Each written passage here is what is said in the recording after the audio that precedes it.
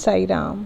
आज आप सभी से आज की वीडियोस में मैं बोलना चाहती हूँ कि कहीं ना कहीं आप लोग कहते हैं ना, हमारे मन में एक प्रश्न आता है कि आखिर क्या कर्म, हमने ऐसे कौन से कर्म किए थे इस जीवन में जो हमें इतने कष्टों का सामना करना पड़ रहा है। नॉर्मली लोग ये बात सबके माइंड में आती है जब हमारे पास लाइफ में बहुत सारी डिफ़िकल्टी आती है, तो हमारे माइंड में एक ही चीज़ आती है कि आखिर हम क्यों इतनी डिफ़िकल्टी का सामना कर रहे हैं। हमने जीवन में तो ऐसा कोई कर्म किया ही नहीं, लेकिन फिर भी हम इतना कुछ फेस कर रहे हैं। देखिए वो क्या है, कर्म।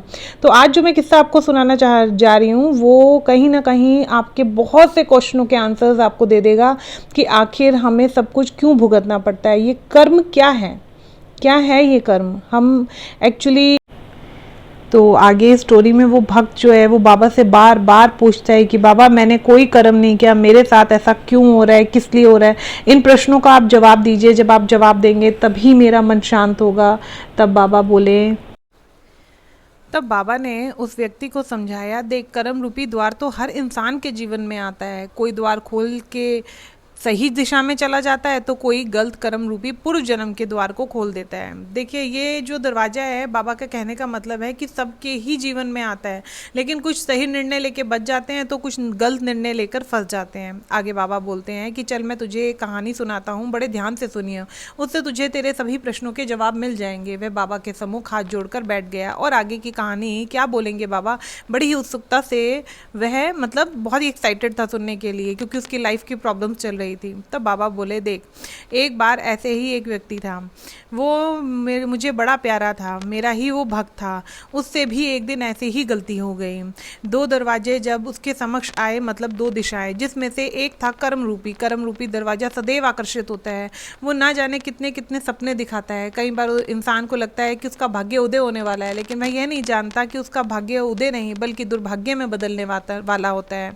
तब बाबा ने बोला कि मैंने उसे इशारा भी किया, लेकिन वो बाबा के इशारे को नहीं समझा। नहीं समझने का क्या कारण था, बाबा बोलते हैं कि चको चांदनी मतलब कि ग्रीनरी, उस दरवाजे के पीछे एक जंगल था, उसमें बहुत सारे फूल, बहुत सारे फ्रूट्स, बहुत सारी चीज़ें थी जिससे वो आकर्षित हो रहा था। और जो दूसरा दरवाज़ा था वो खाली था, हरियाली थी लेकिन फूल नहीं थे, तो उसने फूलों वाले, फ्रूट्स वाले ऐसे दरवाजे को चूज़ किया। बाबा कहते हैं वो भक्त उसके अंदर घुस रहा था। मैं जानता था कि उसमें पहले झाड़ियाँ आएंगी, फिर भूल भुलैया का दरवाज़ा खुल जाएगा, फिर तीसरा कीचड़ से सना हुआ रास्ता होगा। ये इसके लिए बड़ा ही कठिन समय है, लेकिन प्रवेश करते ही कर्म का दरवाज़ा वापस आने की दिशा उस समय नहीं देता। तब बाबा कहते हैं मैं कर्म जाल को बहुत अच्छे से जानता हूँ।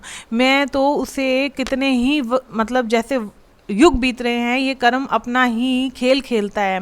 तो बाबा बोलते हैं कि भक्त उस समय ना बाबा पर विश्वास नहीं करते, कहीं ना कहीं डगमगाने लग जाते हैं, इंतज़ार करते हैं बाबा मदद करे। कर्म रूपी दरवाजे का कार्य ही यही होता है कि वह मनुष्य को भ्रमित करे, वह मनुष्य के मन में अविश्वास की भावना लेकर आए। तब बाबा बोलते हैं कर्म के दरवाजे पे जब मैं भीतर उसके साथ पीछे पीछे गया तो मैंने देखा कि समय तो उसके 12 वर्ष का है, और इसका जो पुण्य है या पूजा पाठ जो मेरे पास पड़ा है वो सिर्फ 40% है। अब बाबा कहते 40% में मैं इसके रास्ते की मुसीबतों को हटाऊं या ये 12 साल के समय को 4 साल में बदलूं।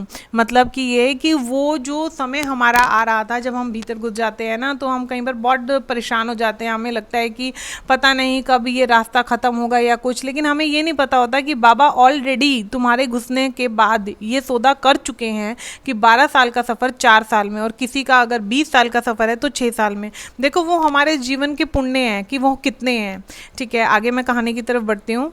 तब बाबा बोले कि जब वह पहले झाड़ियों में घुसने लगा तो वहाँ का राक्षस बोलने लगा कि इसने इस जीवन में कितना दान पुण्य किया है, मतलब कि पक्षियों को भोजन खिलाना, कुत्तों को भोजन खिलाना, जो कोई भी व्यक्ति अपने हिसाब से कर सकता है, कोई भारी नहीं, या किसी व्यक्ति किसी बच्ची को भोजन करा देना, क्या इसने ऐसा कुछ किया इस जीवन में जो यह कहता है कि इसे पूर्व जन्म के दंड से मैं बख्श दूँ। तो बाबा कहते हैं कि उस समय मैं अपना हिस्सा देता हूँ, और उस जंगल के रास्ते को देखो, वो 12 साल का रास्ता बाबा ने 4 साल आपके खुद के पुण्य से करा दिया, तो आपका तो बाबा कहते हैं कोई पुण्य बचा नहीं ना। अब बाबा ने आगे के सफर में बाबा ने मदद करी, तो बाबा कहते हैं वो रास्ता तो चलना ही पड़ेगा क्योंकि प्रवेश भक्त कर चुका होता है, लेकिन अगर वो दान पुण्य उस समय में करता चला जाए तो उसको हिस्सा मिलता चला जाएगा, और वो कहीं ना कहीं झाड़ियों से निकलेगा। झाड़ियों के बाद भवन मतलब भूल भुलैयों में आना भी निश्चित है, जहाँ मनुष्य कहता है कि मैं निकलने की कोशिश कर रहा हूँ। देखिए कई होते हैं अपने बिजनेस में बहुत ज़्यादा फंस जाते हैं, वो देखते हैं कि यहाँ पे बहुत प्रॉफिट होगा, लेकिन जब वो एंटर करते हैं ना तो उनको लगता है कि उनको तो जो सोच कर आए थे बिजनेस में हमें ये नहीं मिल रहा है, ठीक है। फिर जब वो आगे इधर से निकलना चाहते हैं तो उन्हें लगता है कि वो भूल भुलैया में फंस गए हैं, अब तो वो चाह कर भी निकल नहीं पा रहे हैं, क्योंकि कईयों को कर्ज बहुत ज़्यादा हो जाता है, कईयों के पैसे फंस जाते हैं, कईयों की पेमेंट्स आने के लिए बोलता है इंसान और वो 2-2 साल निकल जाते हैं। तो मतलब काफ़ी सारी चीज़ें कर्मों में आती है, कईयों के इन लॉज के साथ प्रॉब्लम्स होती हैं।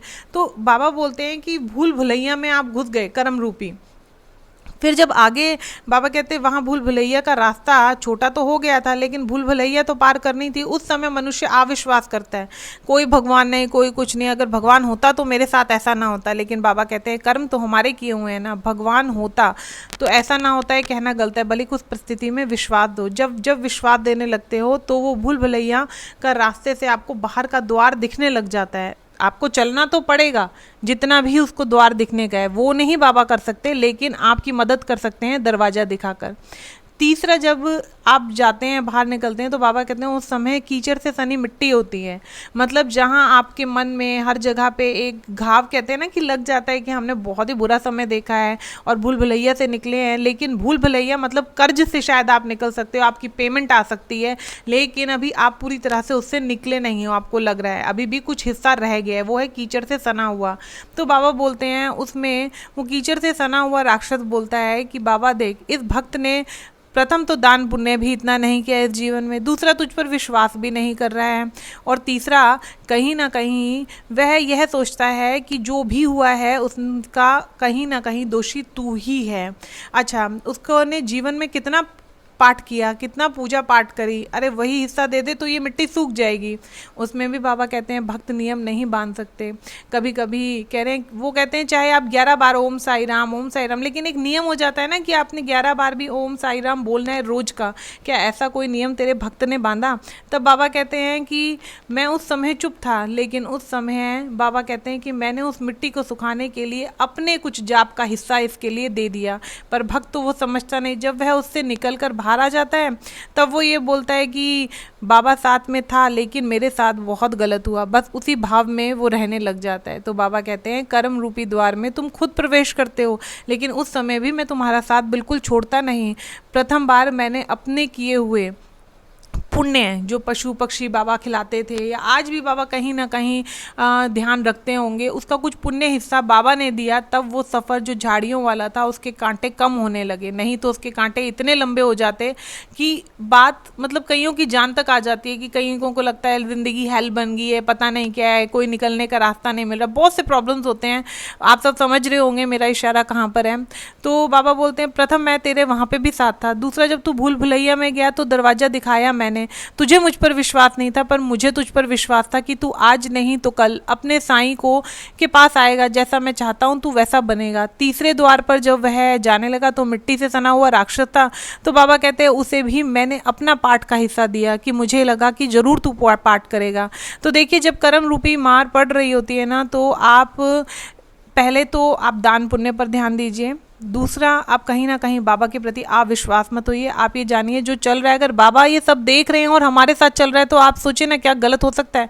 जरूर बहुत कुछ बड़ा गलत होने वाला था, उससे बाबा ने हमें बचा लिया।